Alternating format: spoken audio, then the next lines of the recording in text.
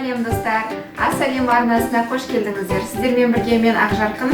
Бүгін біз бауырдан пирог дайындаймыз. Арнамыздан алыстамаңыздар. Пирогымызға қажетті заттар: ең алдымен 4 жұмыртқа, 100 грамм қантымыз, 8 ас қасық сұйық май, жарты литр сүт, яғни 500 грамм, және арасына жаққанға майонез керек болады. Сәндеуге жаңағы көк зеленіміз керек. Кішкене тұз, жарты қасық, бетіне 2 асылған жұмыртқа. Сосын жарты килограмм бауыр, яғни қойдың немесе сиырдікі бола береді. Біз блендерден өткіземіз, сондықтан салып дайындап қойдық. Біз бауырымызды, яғни сақтап блендерден өткізіп аламыз, немесе мясорубкаларыңыз болса, одан да өткізуге болады.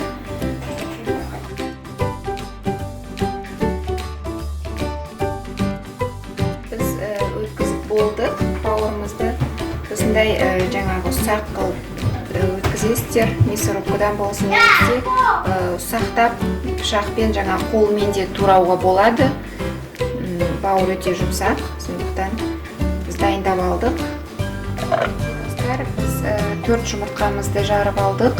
Оған 100 грамм қантымызды қосып, және жарты шай қасық тұзымызды салып,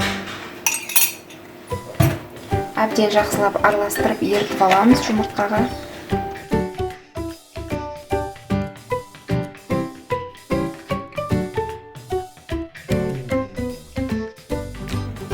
Қантымыз бен тұзымызды ерітіп алдық. Жұмыртқамызға жақсылап араластырып, енді 8 ас қасық сұйық майымызды құямыз.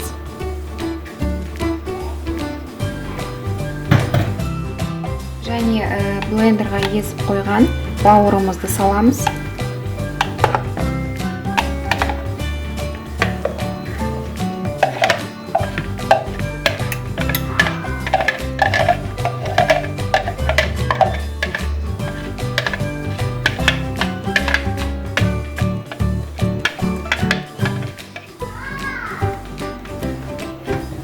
Бауырды салдық.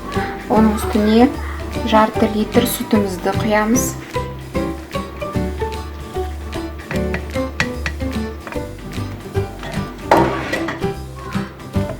Және бұл жерде кішкене қолмен араластырып жібересіздер. Өйткені миксермен жаңағы шашырап кетуі мүмкін.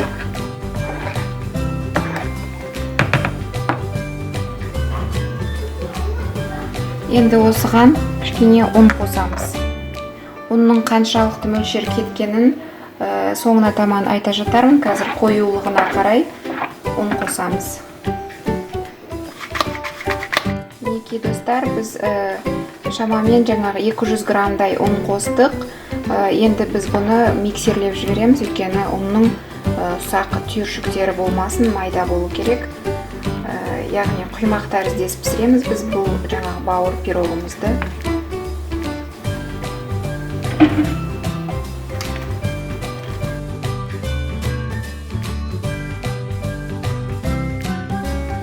Араластырылып, барлығы дайындалып болды. Енді мынандай кішкене айранның қою сұйықтығындай осындай қоймалжың болады. Бір шөміштен құйып пісіреміз. Алдын ала қыздырып аламыз табамызды. Кішкене астына май жағамыз. Кәдімгі құймақ пісірген сияқты пісіріп аламыз. Бауыр жаңағы өте тез піседі.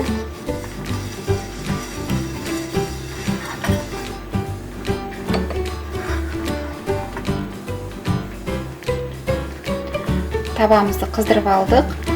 Бір шөміш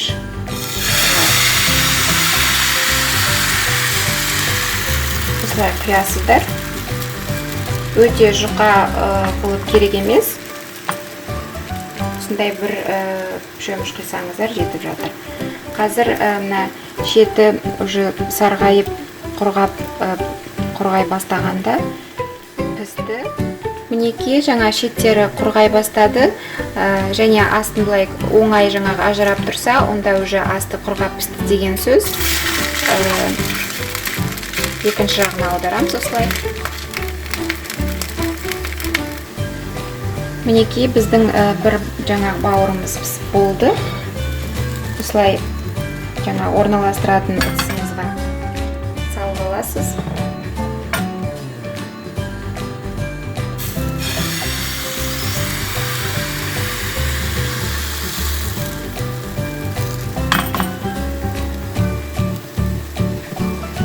Екіншісі піскенше жаңағы ыдысқа салғанымыз арасына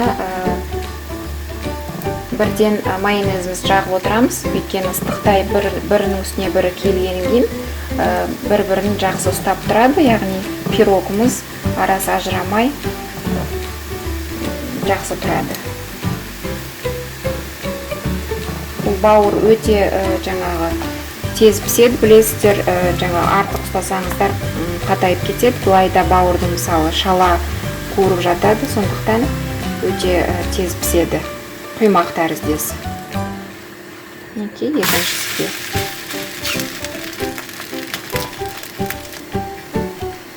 Біз үшінші қабатын пісіріп алдық. Бірден арасына майонез жағып, бірінің үстіне бірін кигізіп отырасыздар. Осылай пісіріп аламыз. Мінекей достар, біз барлық бауырымызды пісіріп болдық. Яғни менде 11 тал бауыр шықты жаңағы пирогымыздың. Енді біз сәндейміз. Бетіне жаңағы жұмыртқаның ағы мен сарысын бөлек етіп турап қойдым, ұсақтап.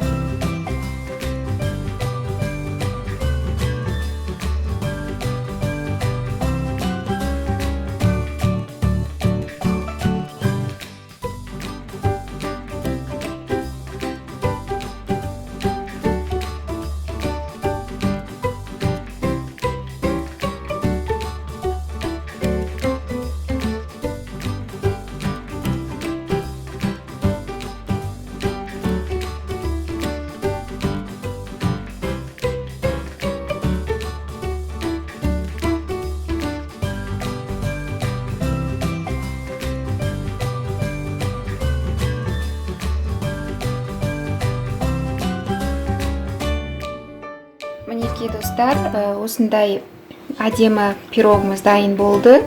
Пісіріп көріңіздер, өте сондай нәзік, дәмді, жұмсақ піскен бауыр. Ұнаса, осылай пісіріп көріңіздер.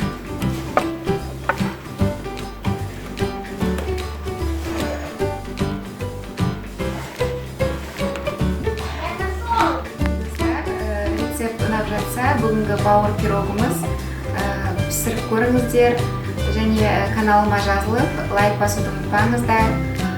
Сіздермен болған мен Ақжарқын. Сау болыңыздар.